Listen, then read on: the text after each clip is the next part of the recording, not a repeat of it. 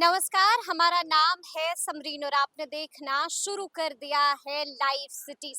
देखिए, आपको बता दें कि अब से कुछ देर पहले राजस्व एवं भूमि सुधार के मंत्री दिलीप जायसवाल ने एक बड़ी प्रेस कॉन्फ्रेंस की थी और इस पीसी के जरिए दिलीप जायसवाल ने बहुत कुछ बताया है। देखिए, साफ साफ कह दिया है कि अब भ्रष्टाचार करने वालों को बख्शा नहीं जाएगा। आपको बता दें कि उन्होंने ये तक कह दिया है कि उन्होंने सूची भी तैयार कर ली है, भ्रष्टाचारियों की लिस्ट भी तैयार कर ली है और 3 से 4 दिन के अंदर वो लिस्ट जो है सबके सामने आ जाएगी। आपको बता दें कि उन्होंने बस इतना ही नहीं कहा है, बल्कि बहालियों को लेकर भी बहुत कुछ बताया है और साफ साफ कह दिया है कि 3 दर्जन ऐसे सीओ हैं जिन पर भी कार्रवाई होगी।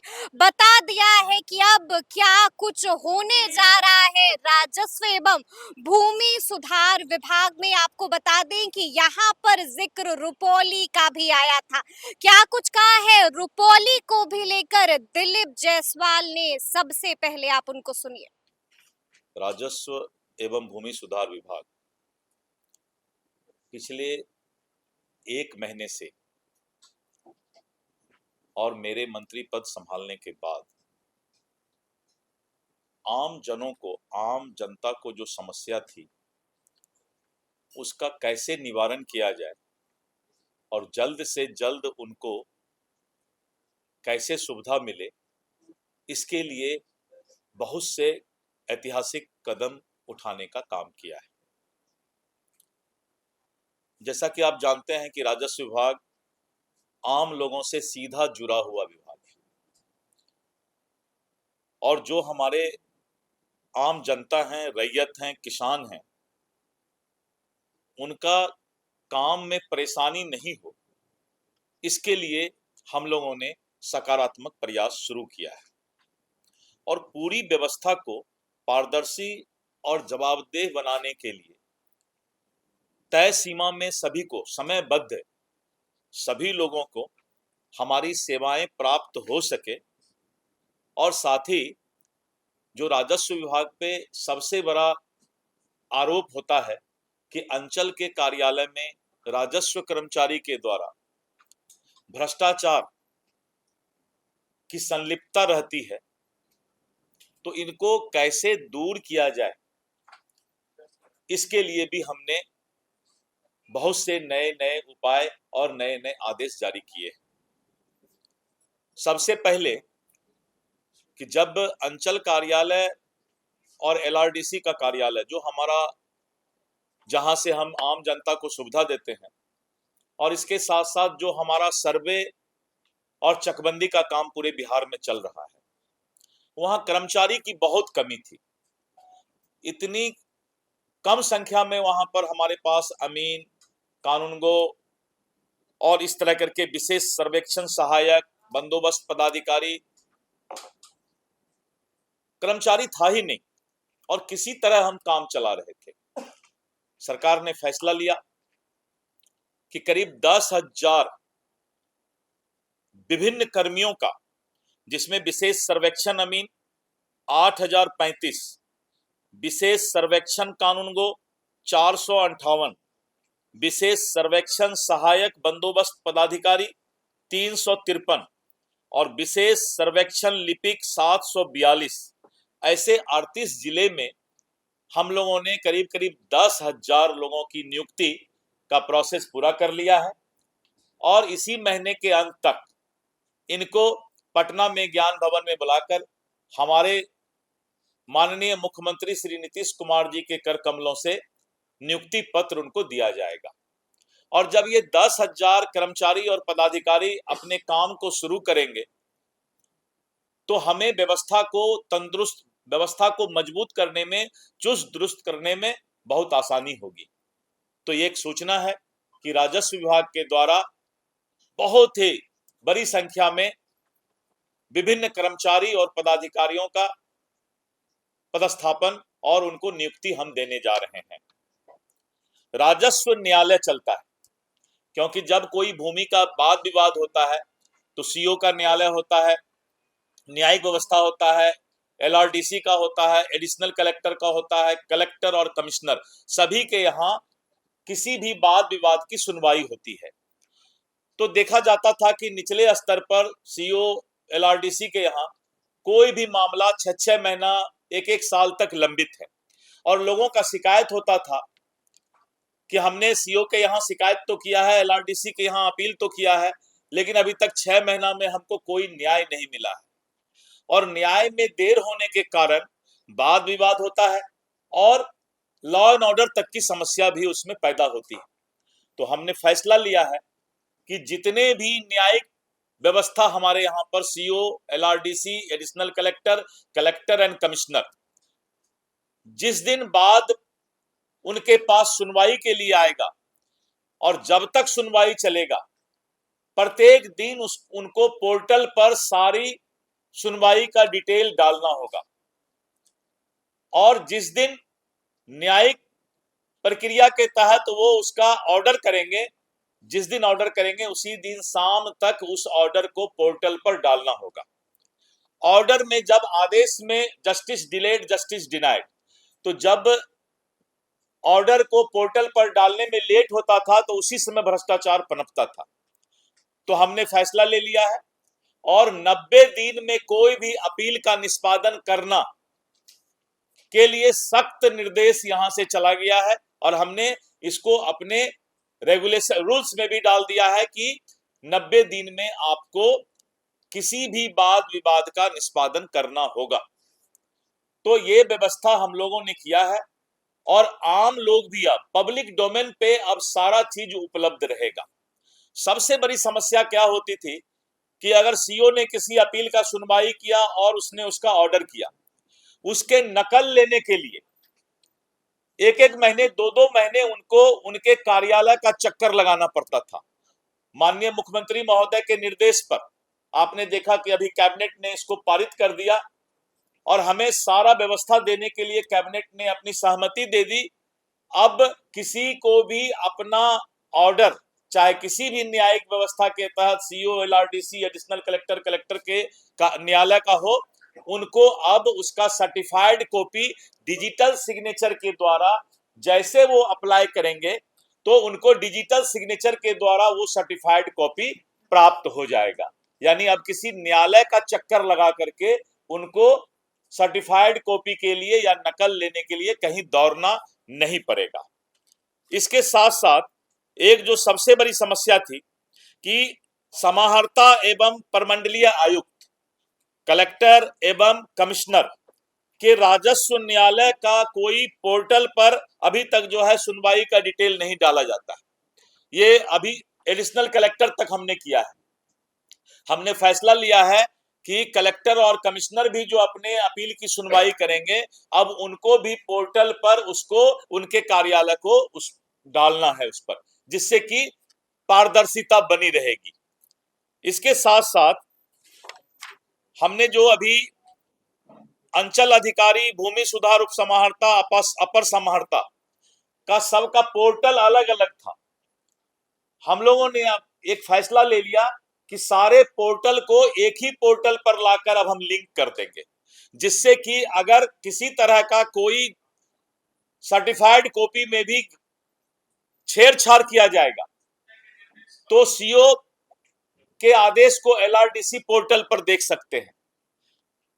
एलआरडीसी के ऑर्डर में कोई छेड़छाड़ किया जाता है तो एडिशनल कलेक्टर भी, यानी सभी लोग एक दूसरे के से पोर्टल पर लिंक किया जा रहा है, और अब एक ही पोर्टल सभी के लिए काम करेगा। इसके साथ साथ प्राय देखा जाता है कि जब जमीन का लोग ऑनलाइन दाखिल खारिज, परिमार्जन या कुछ भी करते हैं, उसमें बहुत सारी त्रुटियां रह जाती है। तो हमने अभी एक शुरू किया है परिमार्जन प्लस पोर्टल, यानी किन्हीं का भी अगर आप घर बैठे जमाबंदी जैसे वैसे प्रविष्टि जिस पर की कोई भी त्रुटि रह गया है, कुछ उसमें छूट गया है, तो आप परिमार्जन प्लस पर अप्लाई करके उसका करेक्शन करा सकते हैं। इसके लिए अब ऑफलाइन या फिजिकल जाने की आवश्यकता नहीं है। एक जो सबसे बड़ी समस्या बिहार में थी, दूसरे राज्य में इसको पहले से शुरू किया गया था, कि जो सरकारी जमीन है, सरकारी कार्यालय है, सरकारी आवास है, इन सब चीजों का जमाबंदी नहीं होता था, म्यूटेशन नहीं होता था बिहार में। तो राजस्व विभाग ने फैसला लिया है कि सरकारी जमीन की सुरक्षा सुनिश्चित करने के लिए एक बहुत बड़ी पहल की है कि राजस्व एवं भूमि सुधार विभाग एक नया पोर्टल विकसित किया है जिसका नाम है सरकारी भूमि का दाखिल खारिज।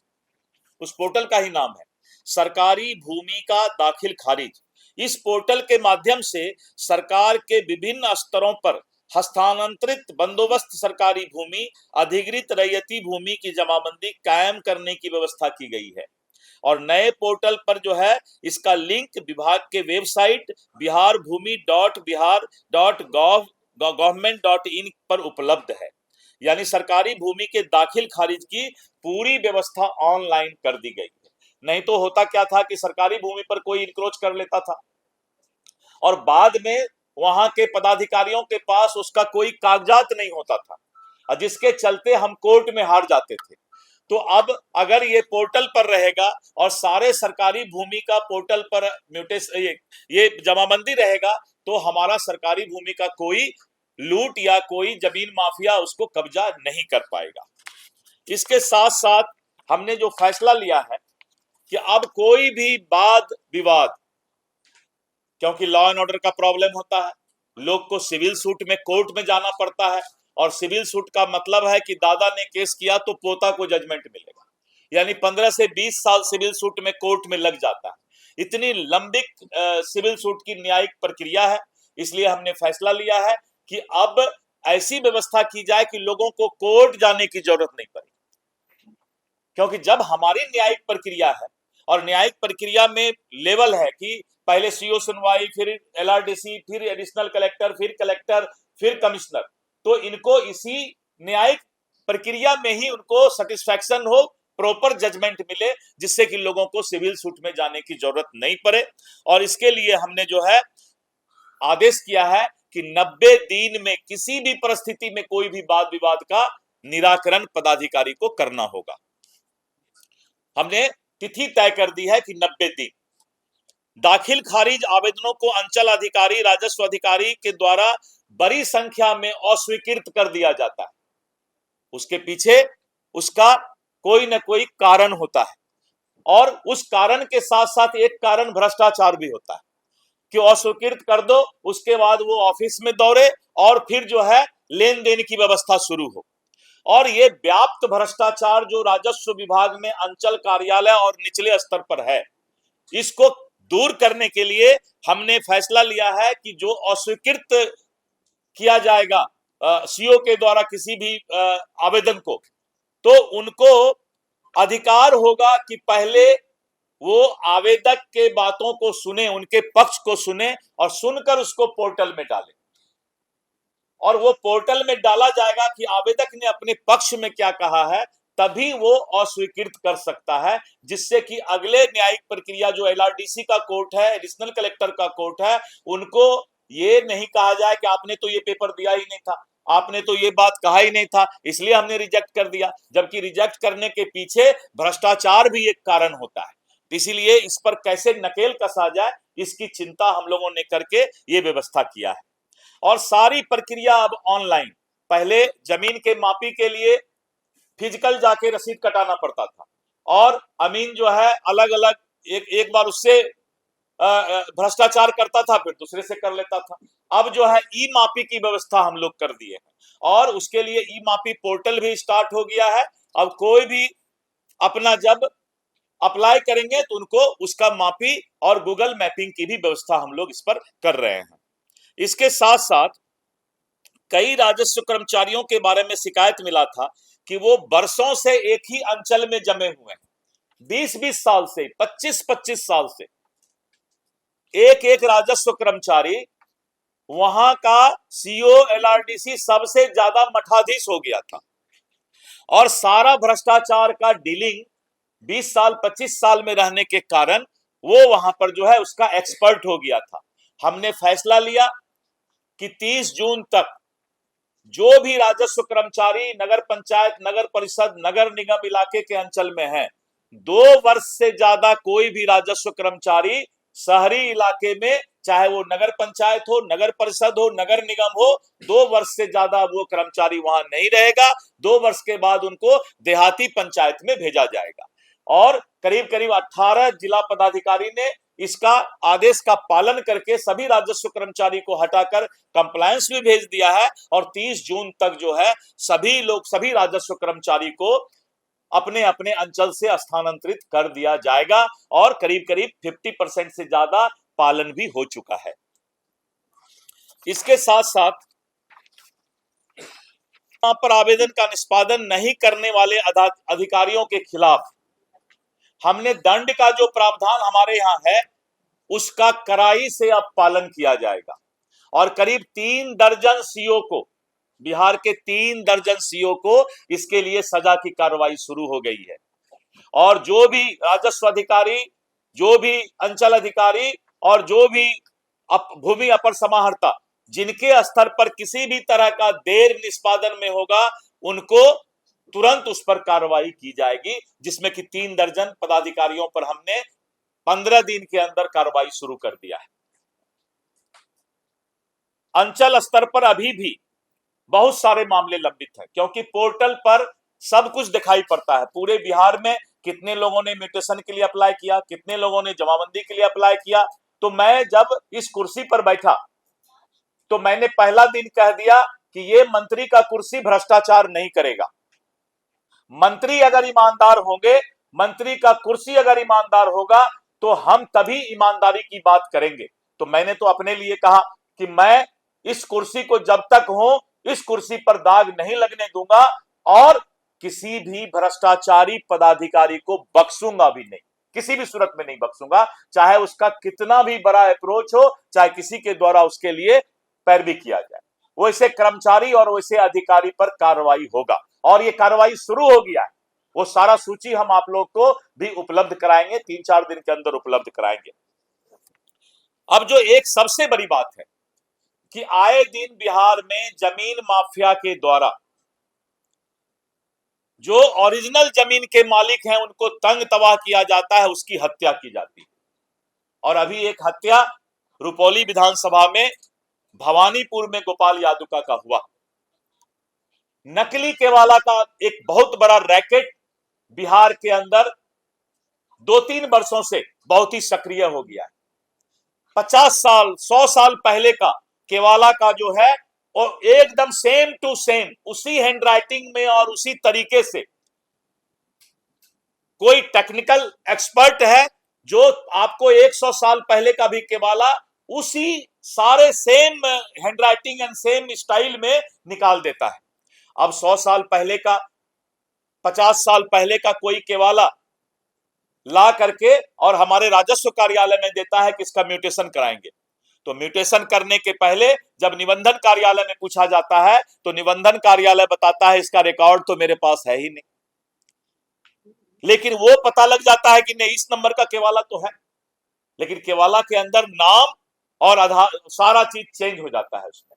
और अभी पूर्णिया में और विभिन्न डिस्ट्रिक्ट में करीब 1 दर्जन नकली केवाला का मामला पकड़ाया है, जिसे इस नकली केवाला बनाने वाले रैकेट ने 20 लाख, 30 लाख, 25 लाख लेकर उस नकली केवाला को जनरेट किया है।